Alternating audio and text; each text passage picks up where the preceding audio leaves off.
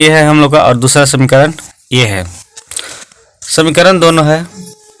तो इस समीकरण से हम लोग, ये जो पहला समीकरण है हम लोग का, ये समीकरण यहाँ पर 3x माइनस 5y माइनस 4 बराबर 0 है।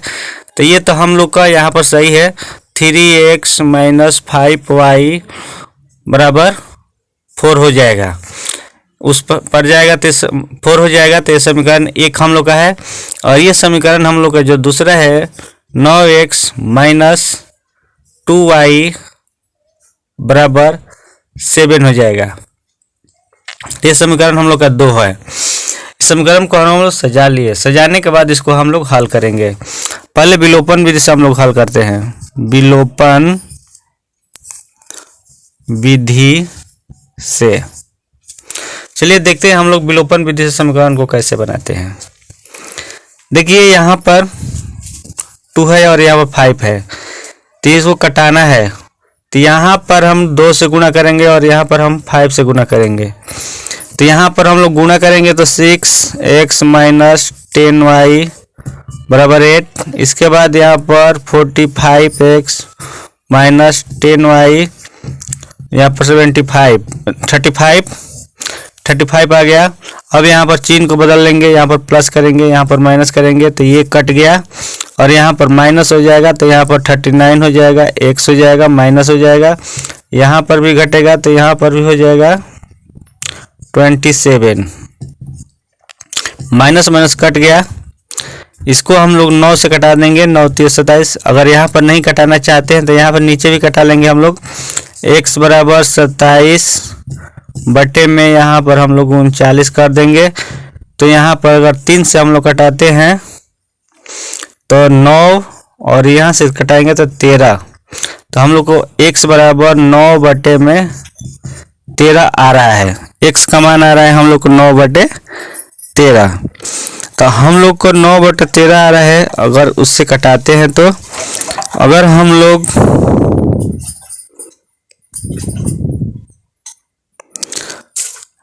9 बटे 13 आ गया तो ये मान हम लोग को x का मान हुआ। अब हम लोग विलोपन विधि से बना रहे हैं, x का मान निकाल लिए हम लोग। अब हम लोग को y का मान निकालना है। किसका मान निकालना है? y का मान निकालना है। तो यहाँ पर हम लोग लिख देंगे समीकरण 1 में या 2 में, किसी में भी रखकर हम निकाल सकते हैं। समीकरण 1 में x का मान रखने पर, तो यहाँ पर जब हम लोग मान रखेंगे तो समीकरण 1 को हम लोग यहाँ पर लिखेंगे 3x माइनस 5y बराबर 4। यहाँ पर हम लोग लिख लेंगे। तो यहाँ पर हम लोग x का मान देना है तो 3 गुणे 9 बटे में 13 माइनस 5y बराबर 4। इसके बाद हम लोग चलते हैं ऊपर। तो यहाँ पर फिर आ जाएगा 9 3 27 बटे में 13 माइनस 5y बराबर 4। अब यहाँ पर माइनस 5y हो जाएगा, माइनस 5y बराबर 4 माइनस 27 बटे में 13। यहाँ पर 1 रख लेंगे हम लोग और यहाँ पर माइनस 5y बटे में इसको घटाएंगे तो 13 और इसके यहाँ तो 4 का 52 हो जाएगा और यहाँ पर 27 हो जाएगा। इसको हम लोग घटाएंगे तो फिर कितना हो जाएगा हम लोग को 25 बटे 13 हो जाएगा। 25 बटे 13 होगा तो इस 5 से हम लोग इसको कटा देंगे तो 5 आ जाएगा। यहाँ पर माइनस है तो y बराबर माइनस 5 बटे 13 हम लोग को यहाँ मिल गया। x का मान मिला है 9 बटे 13 और हम लोग को y का मान मिल गया माइनस 5 बटे 13। तो ये हम लोग को विलोपन विधि से आंसर कंप्लीट हो गया। जब हम लोग विलोपन विधि से इसको बनाएंगे तो हम लोग इससे कंप्लीट कर लेंगे इसको। तो विलोपन विधि से हम लोग का ये मैथ कंप्लीट हो चुका है। अब हम लोग इसको प्रतिस्थापन विधि से बनाकर देखेंगे कि हम लोग प्रतिस्थापन विधि से इस मैथ को कैसे हल कर सकते हैं। चलिए हम प्रतिस्थापन विधि से भी आप लोग को बता देते हैं। तो देखिए यहाँ पर कुछ 3x माइनस 5y -4 बराबर 0। 3x - 5y ये है -4, तो यहाँ पर बराबर 4 हम लोग कर देंगे। करके इसको यहाँ पर हम लोग डाल देंगे समीकरण 1।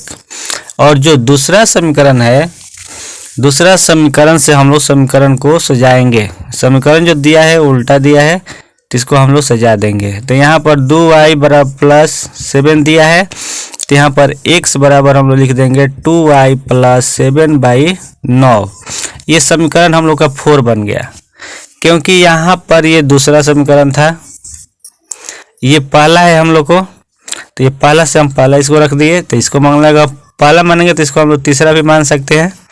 इस तरह से हम लोग भी कर सकते हैं।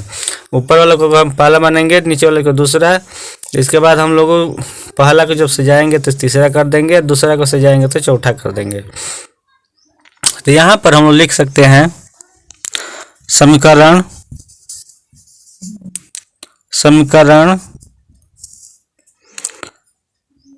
3 में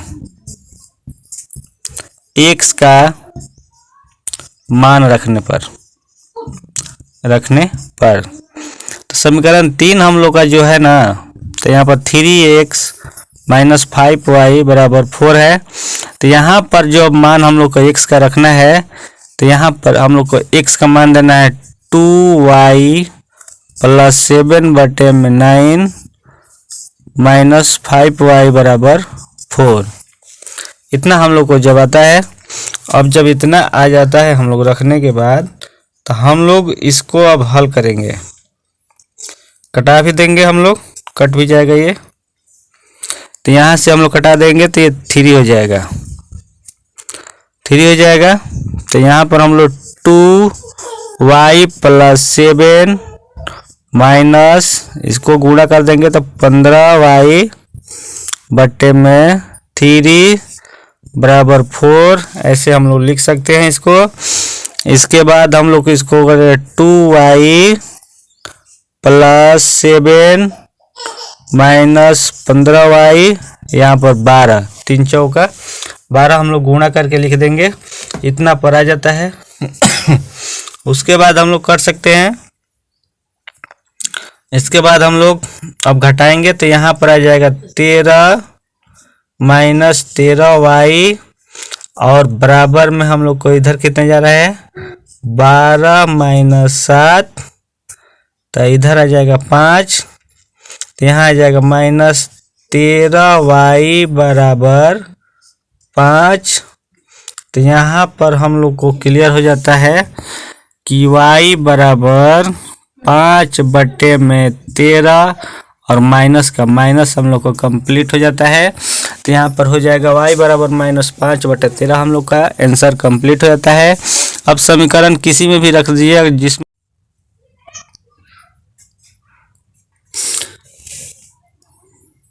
समीकरण 3 में y का मान रखने पर, जब समीकरण 3 में हम लोग y का मान रखेंगे तो हम लोग को अपने चाहे 3 में रखे या 4 में रखे, हम लोग का x का मान निकल जाता है। तो यहाँ पर समीकरण 3 में हम लोग y का मान रखकर और समीकरण x का मान हम लोग यहाँ पर निकाल लेंगे। 3x - 5y बराबर 4 होता है, तो हम रख दिए। इसके बाद 3x - 5y जो दिया है, तो 5 गुना y का मान जो है 5/13 है। y का मान हम लोग को ऊपर दिखाई देता है कि -5/13 है, तो 5/13 लिख देंगे, बराबर में 4 कर देंगे। यहाँ पर 3x + 25 माइनस में प्लस हो जाएगा, तो 25/13 बराबर 4 हो जाएगा। इसके बाद हम लोग 3x बराबर 4 माइनस 25/13 यानी 25/13 लिख सकते हैं।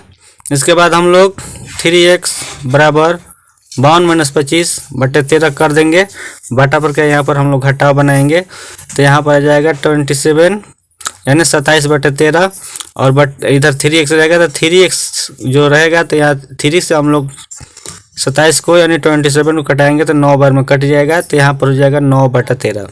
तो x का मान हम लोग को निकल कर आ जाता है 9/13 और y का -5/13। तो देखते हैं कि हम लोग विलोपन विधि से भी हम लोग को इसका मान निकाल लिए हम लोग। तो विलोपन विधि से बनाए या प्रतिस्थापन विधि से बनाए, यहाँ पर पूछेगा आपसे, दोनों विधि से बनाने के लिए बोलता है, तो यहाँ पर दोनों विधि से बनाइएगा। जिस विधि का नाम बोलेगा उस विधि से आप लोग हल करिएगा।